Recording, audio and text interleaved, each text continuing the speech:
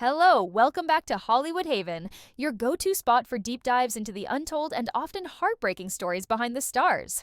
Today, we're exploring one of punk rock's most infamous tragedies, the story of Sid Vicious. The title says it all. Tragedy of Sid Vicious is so sad. And truly it is.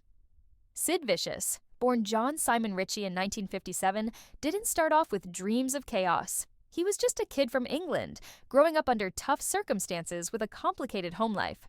But by the time he joined the Sex Pistols, in 1977, Sid had already developed a persona that would go down in punk history. Wild, unpredictable, and iconic, he became the face of a movement that glorified rebellion. But beneath the eyeliner, spiked hair, and snarling attitude was a young man deeply lost, already entangled in addiction and insecurity.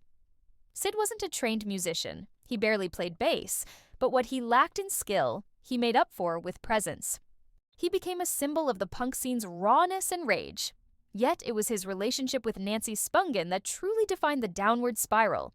They were a volatile match from the start.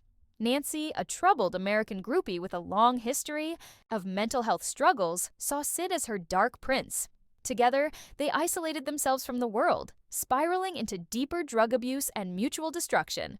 The band crumbled quickly. The Sex Pistols imploded during their U.S. tour in Teen Sambwis 1978, and Sid was left adrift. He and Nancy moved into the Chelsea Hotel in New York City, a place already famous for its association with counterculture legends and tragedies. On October 12, 1978, Nancy was found dead on the bathroom floor of their hotel room, stabbed once. In the abdomen, Sid was immediately arrested for her murder, though he claimed to have no memory of the night. The case remains murky to this day, with some believing he was innocent, others convinced it was a tragic culmination of their toxic relationship. Sid's arrest marked the beginning of the end. Released on bail, he was haunted, lost, and increasingly dependent on heroin. Just 4 months later, on February 2, 1979, Sid Vicious was found dead from an overdose at the age of 21. Some say it was intentional, a final escape.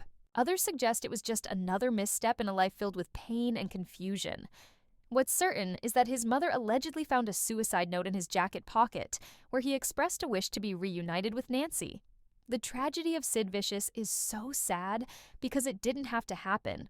He was young, vulnerable, and overwhelmed by fame, addiction, and emotional instability. He became an icon of punk's self-destructive glory. But at what cost?